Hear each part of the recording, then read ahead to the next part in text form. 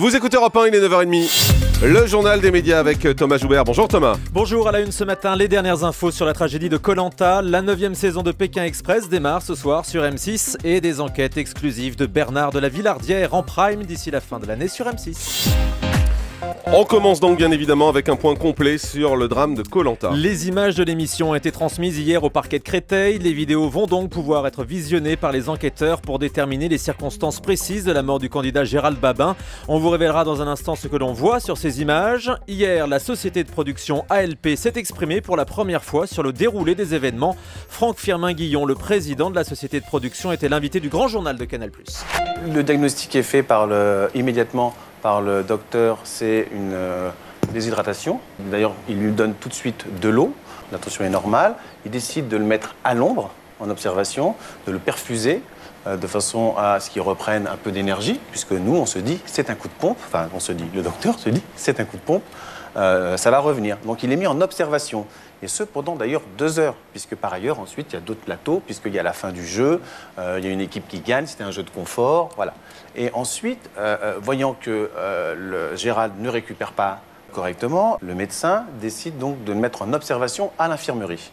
Et là, effectivement, l'infirmerie se trouve à 1h30 de bateau. Pour l'instant, on est dans un cas très classique, mais il va se reposer plus longtemps, puisqu'il ne peut pas accompagner les candidats qui vont rejoindre leur île. Et c'est à ce moment-là, dans le bateau, qu'il fait en fait un arrêt cardiaque très brutal. Et à partir du moment où en fait il est pris en charge par l'hélicoptère, il se passe 9 minutes. 9 minutes entre un arrêt cardiaque et une prise en charge en hélicoptère pour l'emmener ensuite à l'hôpital, c'est le temps qu'on n'a pas à Paris. L'ensemble des images et des éléments sont transmis à la police. Tout le monde va être entendu. Les candidats ont déjà été entendus. Je serai entendu. L'ensemble des personnes sur place vont être entendues. Et on verra que ce qui est dit là, c'est la vérité. Reste maintenant donc à savoir ce que l'on voit sur les images transmises à la justice. L'avocat de la famille de Gérald Babin, Jérémy Assous, souligne ce matin que la production n'aurait peut-être pas fourni l'intégralité des enregistrements. Les images ne montreraient pas l'intervention médicale et s'arrêteraient au malaise de Gérald Babin. Jean-Marc, vous avez d'ailleurs plus d'informations. Oui, on peut vous dire ce matin sur Europe 1 ce qu'il y a exactement sur ces images qui ont été remises à la justice. Et selon nos informations, l'intervention du médecin a bien été filmée par la production et a bien été remise à la justice. Sur les images, on peut voir la victoire des Rouges, puis l'intervention du médecin. Gérald est alors transporté à l'ombre, comme l'a expliqué à l'instant Franck Firmin-Guillon. Tout cela est filmé par les caméras. Il est laissé entre les mains du médecin et Denis Brognard intervient à ce moment-là et affirme au candidat que c'est le médecin seul qui va pouvoir décider de son avenir dans l'émission. Mais il espère que Gérald, bien évidemment, va pouvoir revenir dans son équipe. Les caméras continuent à tourner. Denis Brognard revient une deuxième fois, mais de façon plus décontractée parce que lui pense qu'il n'est pas filmé. Et il reparle à nouveau à Gérald Babin pour prendre de ses nouvelles. Toutes ces images existent, elles sont composées de 10 disques durs qui ont été remises à la justice sous forme de DVD. Sur ces disques durs, il y a un timecode qui est un timecode permanent, il n'y a donc aucune coupe qui a pu être faite sans que cela se voie et il n'y a aucune coupe sur ces images. Et de plus, toujours selon nos informations, ces images s'arrêtent au moment précis où Gérald Babin part en bateau pour rejoindre l'infirmerie. Bien évidemment, à partir de là, tout n'est plus filmé, il y a juste le bateau qui s'en va et ces images ne sont pas filmées. Voilà ce qu'on peut vous dire ce matin.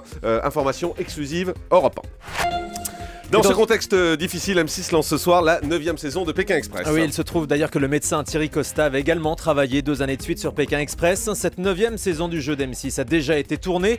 Fort heureusement, tout s'est bien déroulé. La sécurité qui est une des priorités des producteurs, comme l'a expliqué Stéphane Rothenberg ce week-end sur iTélé. Le producteur peut arrêter la course, le médecin peut arrêter la course et le responsable de sécurité. C'est les 3 seuls. Moi, je ne peux pas l'arrêter.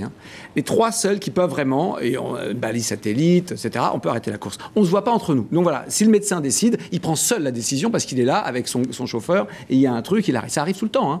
On panique toujours, on a peur. Souvent, c'est pas grand-chose. Jusqu'à présent, nous, on n'a rien de grave.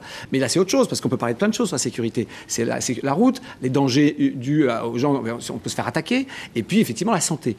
Donc après, voilà tout ça. Et c'est vrai qu'on fait extrêmement attention. C'est sûr qu'après, si jamais il se passe quelque chose, c'est fini. On rentre à la maison. François Hollande a reçu hier les patrons de chaînes privées. A noter que Nonce Paulini a préféré annuler ce rendez-vous pour rester auprès de ses salariés après le drame de Koh-Lanta. Ses homologues des autres groupes, eux, ont demandé à François Hollande de ne pas revenir sur l'interdiction de la pub après 20h sur France Télé. Ils estiment avoir été entendus. Pourtant, les Échos ce matin précisent que le chef de l'État ne devrait pas s'interdire de rétablir la pub après 20h pour remplir les caisses du service public. Bernard de la Villardière va proposer ses enquêtes exclusives en prime time sur M6. Le journaliste et producteur prépare une nouvelle collection de reportages mêlant aventure et découverte, c'est ce qu'il révèle ce matin à la lettre Média Plus. Ces grands formats d'enquête exclusive devraient changer de nom. Ils seront diffusés à partir de l'hiver prochain sur M6 en prime time. TF1 fait le plein de nouvelles séries. Le mercredi 24 avril, la Une commencera la diffusion de la saison 8 de Grey's Anatomy, 2 épisodes inédits chaque mercredi soir qui seront suivis d'une nouvelle très bonne série américaine, Revenge, qui sera diffusée elle à 22h20 en deuxième partie de soirée. Et puis le lendemain, TF1 lancera sa grande série Joe avec Jean Reno à 20h50, une production internationale de 8 épisodes dans laquelle l'acteur incarne un policier tourmenté. De son côté, Canal+ signe un accord pour diffuser les séries de la chaîne américaine HBO. Des séries généralement de grande qualité qu'on pourra donc voir sur les chaînes du groupe Canal pour les 5 ans à venir. L'accord porte sur une première diffusion encryptée sur Canal+, avec une deuxième fenêtre en clair en gratuit, donc sur D8 et D17. Parmi ces séries très attendues, Game of Thrones, The Newsroom ou encore Girls. C'est dur à dire en anglais tout ça. On termine avec le chiffre du jour. 3,9 millions, c'est le nombre de téléspectateurs branchés hier soir sur Canal+, justement pour le match de foot entre le PSG et le Barça, match de foot événement. A noter que c'est le record d'audience de la chaîne encryptée. Merci beaucoup Thomas Joubert.